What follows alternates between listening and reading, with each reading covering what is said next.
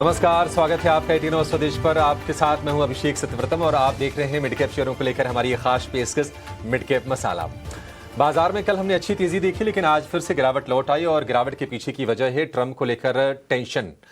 Tariff बढ़ाने की धमकी दी है डोनाल्ड ट्रंप ने और हम देख रहे हैं कि भारतीय बाजारों में गिरावट है। हालांकि लोअर लेवल से थोड़ी सी स्ट्रेंथ लौटती हुई दिख रही है। निफ्टी की जो कमजोरी है वो 0.25% के आसपास की रह गई है, करीब 70 अंकों के आसपास की नरमी है। और निफ्टी बैंक की बात करें तो गिरावट 0.25% से भी कम की है, करीब 125 अंक नीचे आपको निफ्टी बैंक कारोबार करता हुआ दिखेगा। और उसके पीछे वजह यह है कि आज आईसीआईसीआई बैंक के शेयर में हम कमजोरी ज्यादा देख रहे हैं। एचडीएफसी बैंक भी लगातार दूसरे सत्र में कमजोरी के साथ कारोबार कर रहा है। हालांकि ब्रॉडर मार्केट देखेंगे तो बहुत ज्यादा कोई निराशाजनक पिक्चर नहीं है। करीब 1150 शेयर तेजी वाले हैं और करीब 1550 शेयर आज गिरावट के साथ कारोबार करते हुए आपको दिखेंगे। नतीजों का सीजन हम कह सकते हैं कि अब लास्ट लेग में है। निफ्टी के 38 कंपनियों के नतीजे आ गए हैं, 12 कंपनियों के नतीजे आने बाकी हैं और उसमें आज नजर रहने वाली है हमारी एक तो भारतीय एयरटेल पर और दूसरा हम देखेंगे कि अडानी पोर्ट्स के नंबर्स का बाजार को इंतजार रहने वाला है, जहां से बाजार को सपोर्ट मिल रहा है। कंजम्पशन वाले शेयर थोड़े से सपोर्ट करने काम कर रहे हैं। आप देखिए मारुति सुजुकी ऊपर है, टाइटन में तेजी है, ट्रेंट का शेयर ऊपर कारोबार कर रहा है, आयशर में भी तेजी हो रही है और हीरो मोटो के शेयर में कल की बड़ी तेजी के बाद आज भी थोड़े से हल्के से गेंस पर कारोबार हो रहा है। लोअर लेवल से रिकवरी की कोशिश हो रही है, लेकिन रिलायंस करीब 1% नीचे है और इसके अलावा आईटी शेयर ने बाजार का मूड खराब करने का काम किया है। इन्फोसिस टीसीएस में 1 से 1.5% के आसपास की नरमी हो रही है। तो बाजार में आपकी रणनीति क्या होनी चाहिए आपको हम बताएंगे अगले 3 घंटे में। क्या आपको एक ये बाय ऑन डिप करना है, क्या जो गिरावट है यहां से मौके बन सकते हैं, ये समझेंगे। लेकिन पहले 3 तस्वीरें लेकर आते हैं जिसके जरिए आपको बाजार की स्थिति का अंदाजा बेहतर ढंग से लग जाएगा। तो त्रिवेणी टरबाइन 7% लुढ़का है, नतीजे इसके कमजोर आए हैं, उसके चलते शेयर पर दबाव है। अरविंदो फार्मा की बात करें तो 1.5% ये भी गिरा है, नतीजे इसके मिले जुले हैं, मार्जिन पर दबाव है। और एक और टेंशन ये है कि ट्रंप ने दवाओं के दाम घटाने के आदेश दिए हैं अमेरिका में और टैरिफ को लेकर अनिश्चितता है, वो फार्मा शेयरों को परेशान करती हुई दिख रही है। और टैरिफ को लेकर चिंता से ही गोकुलदास एक्सपोर्ट्स, जो कि एक गारमेंट एक्सपोर्टर कंपनी है, एक्सपोर्ट से बड़ा रेवेन्यू आता है, 5% के आसपास की गिरावट शेयर में हो रही है। तो जहां पर हम देख रहे हैं टैरिफ की टेंशन है, वहां पर आपको कमजोरी शेयरों में देखने को मिलेगा। लेकिन चलिए अपने एक्सपर्ट को जोड़ते हैं और समझते हैं कि आपकी रणनीति क्या होनी चाहिए। आज आपकी मदद करने के लिए हमारे साथ हैं बाजार के एक जाने माने मेहमान manasjaiswal.com के मानस जायसवाल हमारे साथ जुड़ गए हैं। मानस जी, बहुत शुक्रिया आपका समय देने के लिए, स्वागत है। चलिए सीधे इंडेक्स का व्यू आपसे ले लेते हैं और दर्शकों की मदद करते हैं निफ्टी के 3 घंटे के ट्रेड के जरिए।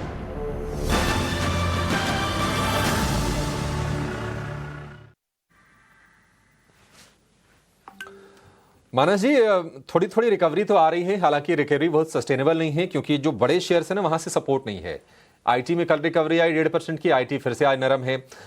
Reliance, HDFC bank, ICICI bank ये भी नरम है, तो इंडेक्स बहुत ऊपर जा नहीं पा रहा है। लेकिन ये साफ हो रहा है कि बाजार ने ना काफी हद तक निगेट किया है ट्रंप की जो धमकी आई थी, क्योंकि 0.25% की ही नरमी है दोनों के दोनों इंडेक्स में, 0.25% से थोड़ी सी ज्यादा की। क्या कर कोई इंडेक्स में आपके हिसाब से ट्रेड बन रहा है, इस डिप का इस्तेमाल बाइंग के लिए करना है या फिर अभी इंडेक्स अवॉइड करें? नमस्कार अभिषेक जी। तो देखिए, पहले अगर हम ट्रेंड को समझें, जो मार्केट का ट्रेंड पिछले करीब हम 3 से 4 हफ्ते से देख रहे हैं, वो क्लियरली वीकनेस दिखा रहा है। Lower top floor bottom Nifty में बन रहे हैं, इंपॉर्टेंट मूविंग एवरेजेस के नीचे ट्रेड कर रहा है। एक आखिरी होप की बात करें तो 100 डे मूविंग एवरेज है, जहां पर लगातार पिछले 3 दिनों से निफ्टी सपोर्ट लेने की कोशिश कर रहा है। लेकिन क्योंकि ट्रेंड निगेटिव है, इसलिए मेरा समझना है कि जब तक 20 डे मूविंग एवरेज के नीचे ट्रेड करता रहेगा, ये सैलॉन रैलीज का ही मार्केट बना रहेगा। तो जब तक 25,000 के ऊपर ब्रेकआउट ना देखने को मिले, उसके ऊपर की क्लोजिंग ना देखने को मिले, आपको उछाल पे बिकवाली ही करनी है। मेरा समझना है कि शायद 100 डे मूविंग एवरेज बहुत ही जल्द ब्रीच हो जाएंगे, निफ्टी उसके नीचे फिसलेगा और शायद 200 डे मूविंग एवरेज जो कि 24,200 है, उसकी तरफ निफ्टी जाने की कोशिश करेगा। लेकिन ज्यादा वीकनेस बैंक निफ्टी में देखने को मिल रही है, क्योंकि यहाँ पर कोई भी मीनिंगफुल बाउंस बैक देखने को कल भी नहीं देखने को मिला और आज अगर आप देखें तो कल के नीचे बैंक निफ्टी ट्रेड कर रहा है। तो दोनों इंडाइसेस वीक है, लेकिन अगर एक ट्रेड लेना होगा तो वो बैंक निफ्टी पे होगा। मेरा समझना है कि एक पोजिशनल ट्रेड लेना चाहिए शॉर्ट साइड पे, 55,700 के स्टॉप लॉस से बैंक निफ्टी पे एक बिकवाली करने का ट्रेड ले सकते हैं। 100 डे मूविंग एवरेज 54,900 है, वही आपके टारगेट हो गए। ठीक है, 55,700 के स्टॉप लॉस के साथ आप निफ्टी बैंक में सेल की रणनीति बना सकते हैं, यानी कि शॉर्ट कर सकते हैं 54,900 तक के टारगेट के लिए। हालांकि आज हम देख रहे हैं कि 55,400 के आसपास ये इंडेक्स टिकने की कोशिश कर रहा है, लेकिन एक शॉर्ट की रणनीति बनती है और बाजार में यहाँ से गिरावट और बढ़ने की आशंका है। सेल ऑन राइज का भी ये मार्केट फिलहाल दिख रहा है। मानस जी, ये तो इंडेक्स का व्यू हो गया। जरा स्टॉक्स में बताइए, आपको कहां पर मौके दिख रहे हैं? मिड कैप में कहां पर आपको लगता है कि बाइंग करनी चाहिए या फिर सेलिंग करनी चाहिए? तो देखिए, मिड कैप में नहीं, लेकिन अगर खरीदारी करनी है तो उस सेक्टर में करनी है जो सबसे ज्यादा स्ट्रांग है, जहां पर कल हमें ब्रेकआउट देखने को मिला है। तो ऑटो स्पेस में कल ही हमने ब्रेकआउट देखा है, तो वहां पर आप खरीदारी कर सकते हैं। मार्केट वीक है, लेकिन वो एक ऐसा सेक्टर है जो मेरा समझना है कि आउट परफॉर्म कर सकता है। इसलिए हीरो मोटोकॉर्प, जहां पर एक बड़े कंसोलिडेशन के बाद 4500 रुपए के ऊपर का ब्रेकआउट देखने को मिला है, तो वहां पर आप खरीदारी कर सकते हैं। 4500 का आपको स्टॉप लॉस लगाना है और 4700 के टारगेट सेट करने हैं हीरो मोटोकॉर्प में। बिकवाली करेंगे जो वीक सेक्टर है, तो फार्मा में सबसे ज्यादा वीकनेस है इस टाइम। तो फार्मा में अगर बिकवाली करें तो ग्लेनमार्क पे ध्यान दीजिए, क्योंकि ग्लेनमार्क अपने 20 डे मूविंग एवरेज के नीचे फिसला है। लोअर टॉप लोअर बॉटम का ट्रेंड इंटरडे चार्ट पे क्लियरली दिख रहा है। तो ग्लेनमार्क पे खरीदारी करने का ट्रेड लेना है। 2071 के स्टॉप लॉस से बिकवाली करेंगे। 1970 तक के टारगेट्स देखने को मिल सकते हैं। ठीक है, ग्लेनमार्क फार्मा आपको वीक दिखेगा। फार्मा चला भी था और उसके बाद ट्रंप के स्टेटमेंट ने मूड खराब करने का काम किया। टारगेट 1970 का बनेगा, 2071 का आपको स्टॉप लॉस लगा के इसको ट्रेड करना है, तो एक सेल साइड का। और दूसरा बाइंग का कैंडिडेट है हीरो मोटो। हीरो मोटो में कल हमने बड़ी तेजी देखी थी, करीब 5-5.5% के आसपास की।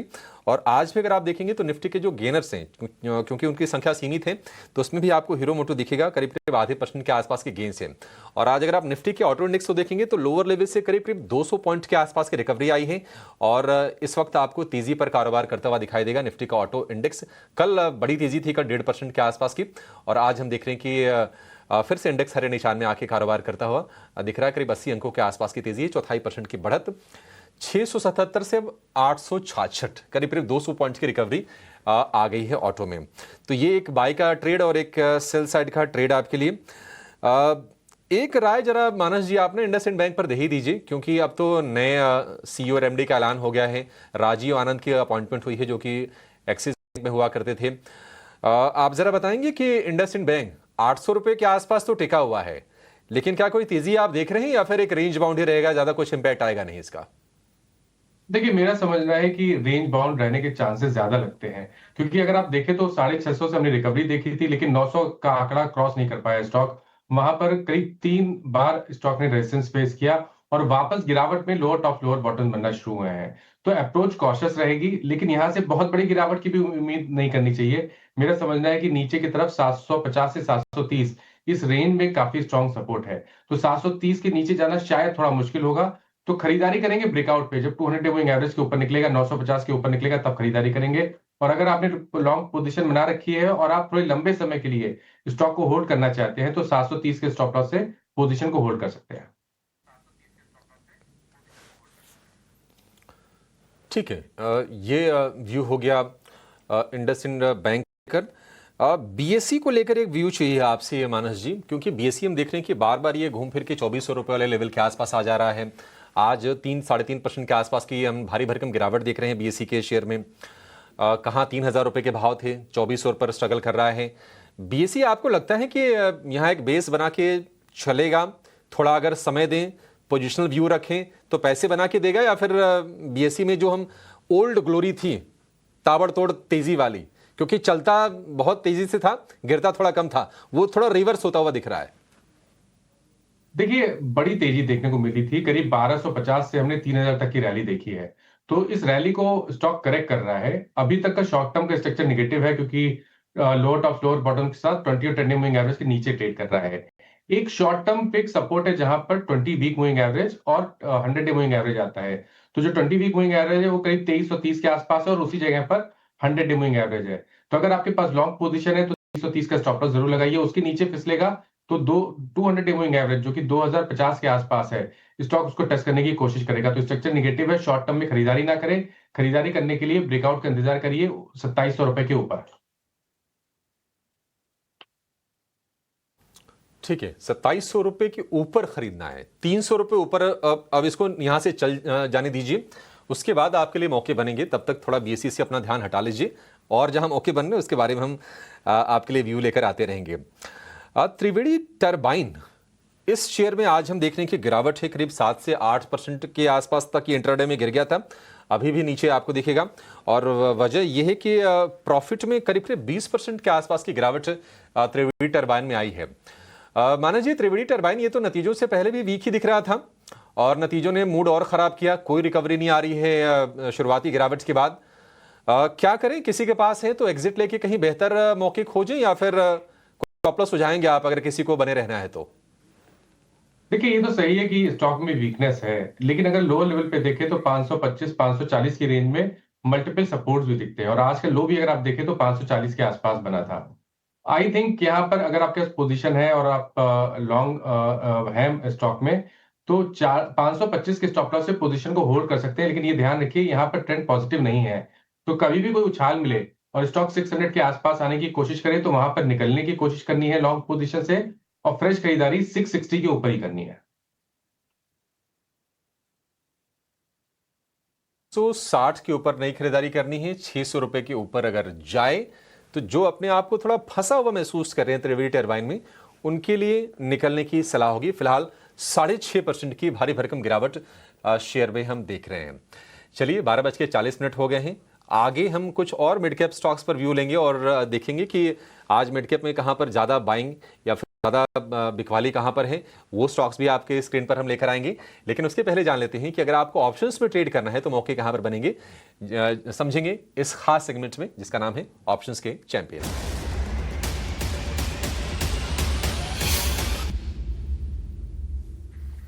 और ऑप्शंस का चैंपियन स्ट्रेटजी बताने के लिए हमारे साथ हैं कोटक सिक्योरिटीज के अमोल आठवाले। अमोल जी, बहुत शुक्रिया आपका फिर से समय देने के लिए। बताइए, कहां पर फोकस आप करके चल रहे हैं और कौन सा शेयर चुना है आपने? जी नमस्ते एंड गुड आफ्टरनून।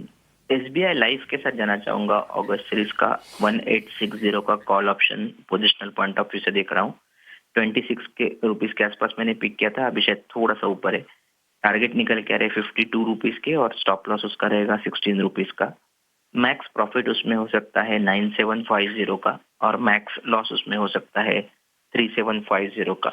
एक तो कंसोलिडेशन में पॉजिटिव कंसोलिडेशन है, शॉर्ट टर्म मूविंग एवरेजेस के आसपास स्टॉक कंफर्टेबली ट्रेड हो रहा है। दूसरा, आज के करेक्शन का असर स्टॉक पे दिखा नहीं है, अभी भी डे हाई के आसपास चल रहा है। मुझे लगता है सेटअप अच्छा है, अगर मार्केट में बाउंस बैक आता है तो SBI लाइफ में एक रेंज ब्रेकआउट आने के चांसेस चार्ट्स पे दिख के आ रहे हैं।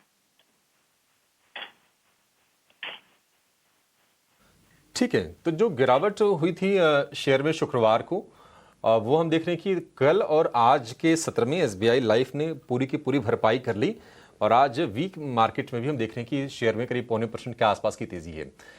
वैसे भी इंश्योरेंस शेयर ने आज फोकस में हैं और सिर्फ SBI लाइफ नहीं, अगर आप न्यू इंडिया एश्योरेंस देखेंगे ना तो वहां पर तो तेजी गजब की है।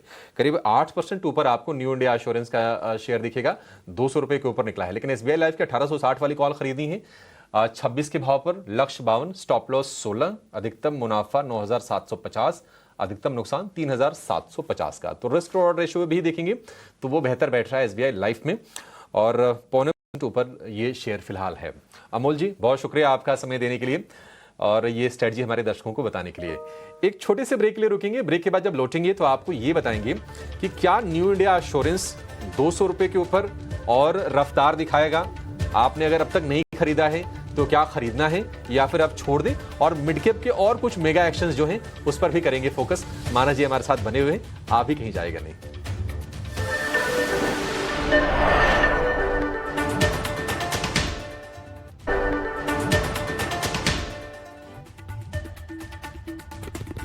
ब्रेक के बाद आपका फिर से स्वागत है मिड कैप मसाला में। और आज किसी मिड कैप शेयर में आज ज्यादा जोश दिख रहा है तो वो है न्यू इंडिया एश्योरेंस का, तो इस पर चर्चा तो बनती है। मानस जी, पिछले हफ्ते नतीजे इसके आए थे और हमने देखा था कि 30 जुलाई को शेयर में करीब 18% के आसपास का उछाल बना था, क्योंकि जो नंबर्स आए थे काफ़ी अच्छे थे। प्रॉफिट में 80% की ग्रोथ, मार्केट शेयर भी कंपनी ने बढ़ाया। अगर हम ग्रॉस रिटर्न प्रीमियम की बात करें तो उसमें 13% के आसपास की ग्रोथ थी, जो कि इंडस्ट्री के 8-9% की एवरेज से कहीं ज़्यादा है। तो आप जरा बताएंगे, उस दिन तो हमने देखा कि 200 रुपए के ऊपर गया लेकिन वहां सस्टेन किया नहीं, आज फिर से 200 रुपए के ऊपर निकला है शेयर। क्या इस बार टिक पाएगा और क्या नई खरीदारी करनी है या फिर हिम्मत नहीं हो रही है बाई कॉल देने की इस पर? देखिए पैटर्न तो पॉजिटिव है, क्योंकि अगर आप देखें तो हमने पहले रैली देखी 140 से लेकर 200 रुपए तक, उसके बाद कंसोलिडेशन देखा, फिर ब्रेकआउट देखा। और अगर आप वीकली चार्ट में देखेंगे तो वहां पर एक inverse head and shoulder pattern बन रहा है, जिसका नेकलाइन 204 205 के आसपास ही है। एक बार 204 205 के ऊपर निकलेगा तो वो कंफर्मेशन होगा inverse head and shoulder pattern का, और फिर टारगेट आप बड़े सेट कर सकते हैं करीब करीब 270 275 के। पैटर्न पॉजिटिव है, तो अगर एक ट्रेड लेना होगा तो लॉन्ग साइड पे होगा। 180 के स्टॉप लॉस से एक पोजीशन ट्रेड लिया जा सकता है, और जब भी स्टॉक 204 205 के पार निकलेगा तो कम से कम 240 और उसके ऊपर। ठीक है, 240 270 तक के टारगेट न्यू इंडिया एश्योरेंस में देख सकते हैं। आज एक और शेयर है जहां पर हम अच्छे मूव्स देख रहे हैं, और ये शेयर चला हुआ भी है। थोड़ी बहुत प्रॉफिट टेकिंग आई थी लेकिन फिर से शेयर में जोश आ गया है। चंबल फर्टिलाइजर की हम बात कर रहे थे, करीब 260 रुपए के भाव से ही इस शेयर में थोड़ी थोड़ी प्रॉफिट टेकिंग आई थी, लेकिन पिछले 3-4 सत्र में ये शेयर चला है और आज हमने सुस्त शुरुआत होते हुए देखी, कोई गैप से नहीं खुला। तो जो भी तेजी आई है चंबल में वो स्क्रीन पर आई है। चंबल को लेकर मानस जी आपका व्यू क्या है? आज बेहतरीन सत्र इसके लिए है चंबल फर्टिलाइजर में, क्या तेजी और बढ़ते हुए आप देख रहे हैं? तो देखिए लगता तो है कि स्टॉक ने एक शॉर्ट टर्म बॉटम बनाया है, क्योंकि पिछले 4-5 दिनों में हमने काफी बढ़िया वॉल्यूम देखे और स्टॉक ने 200 मूविंग एवरेज को रीगेन कर लिया।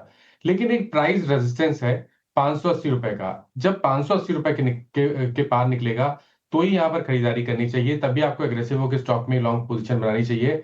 अभी के लिए आपके पास लॉन्ग पोजीशन है तो 520 के स्टॉप लॉस से बने रहिए, एग्रेसिव होकर 580 रुपए के ऊपर खरीदारी करेंगे। अगर 580 का आंकड़ा ब्रेक होगा तो आपको स्टॉप लॉस लगाना है 545 का, और टारगेट सेट करने हैं 660 के। ठीक है, 660 के टारगेट हो जाएंगे चंबल फर्टिलाइजर के लिए, और 6% ऊपर फिलहाल ये शेयर कारोबार कर रहा है। कंजम्पशन में वाले शेयरों में हम देख रहे हैं कि तेजी बन रही है रह के। रेडिको खेतान में भी हम देख रहे हैं कि अगर पिछले महीने भर की बात करें तो धीरे धीरे करके ये शेयर अच्छे से चल गया है, और भाव है इसका 3000 रुपए के आसपास। जो इसका 52 वीक हाई है उसके करीब ही है 2940 रुपए का।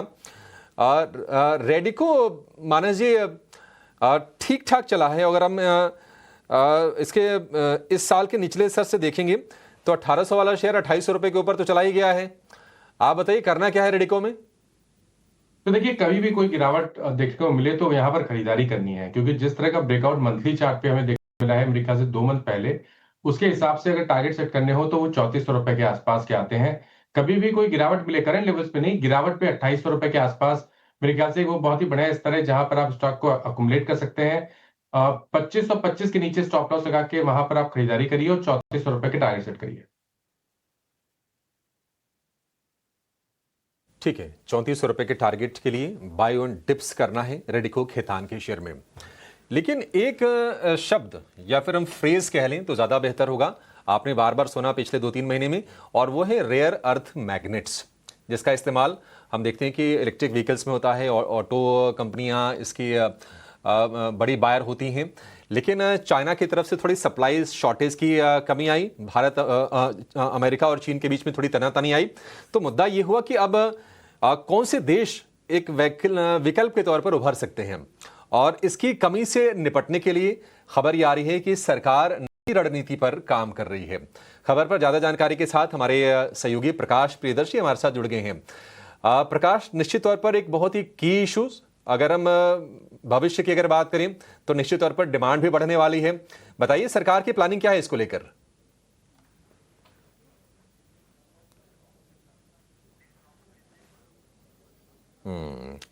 ठीक है, प्रकाश जुड़ तो गए हैं लेकिन शायद कुछ ऑडियो में कोई तकनीकी समस्या आ रही है। प्रकाश को फिर से जोड़ेंगे और उनसे बातचीत करेंगे।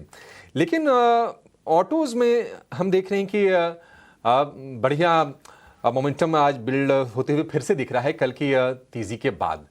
लेकिन इस बाजार में आज जो थोड़ी कमजोरी आ रही है, मिड कैप में आपके लिए मौके कहां पर बन रहे हैं, ये भी जान लेते हैं अपने खास सेगमेंट मिड कैप के महारथी में।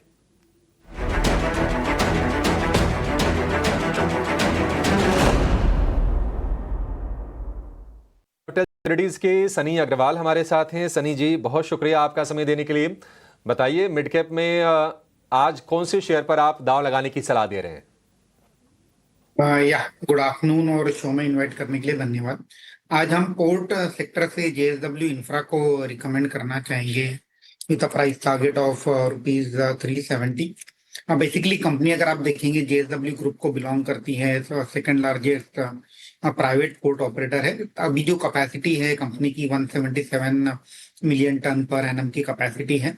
कंपनी का एक एम्बिशियस प्लान है कि ये जो कैपेसिटी है प्रीडोमिनेंटली 400 मिलियन टन हो जाएगी 177 मिलियन टन से बाय FY30। और इसी के चलते जो कंपनी है जिनका प्रेजेंस है महाराष्ट्र में, eight the same time southern side में अगर आप देखेंगे गोवा, मैंगलोर, एनोर, पारादीप, ये साइड में इनका प्रेजेंस है। ग्रीनफील्ड एक्सपेंशन की अगर हम बात करें तो कर्नाटका में अभी ये फोरे करने वाले हैं। केनी करके सिटी है पर with a capacity of 30 million ton plant. At the same time बहुत सारे ऐसे कुछ एग्रीमेंट इन्होंने साइन किए। ओडिशा में 30 मिलियन टन पर एनम का कैपेसिटी से पोर्ट की एक्सपेंशन होगा। Eight the same time Mumbai के पास एक जगह है, वहां इन्हें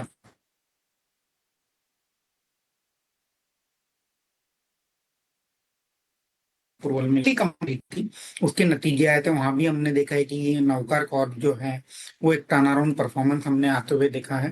प्रीडोमिनेंटली इंडिया ग्रोथ स्टोरी का प्रॉक्सी प्ले है।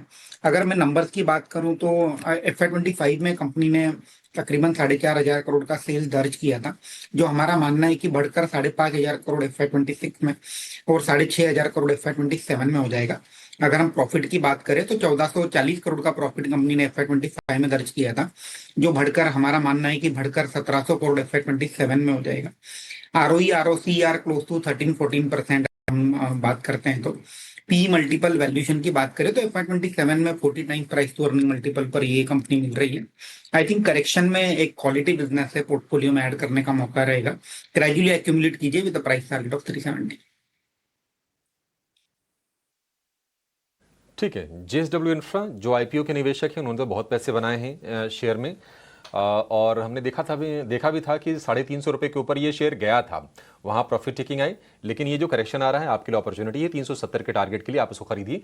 6 से 12 महीने में ये टारगेट अचीव होते हुए दिखेंगे।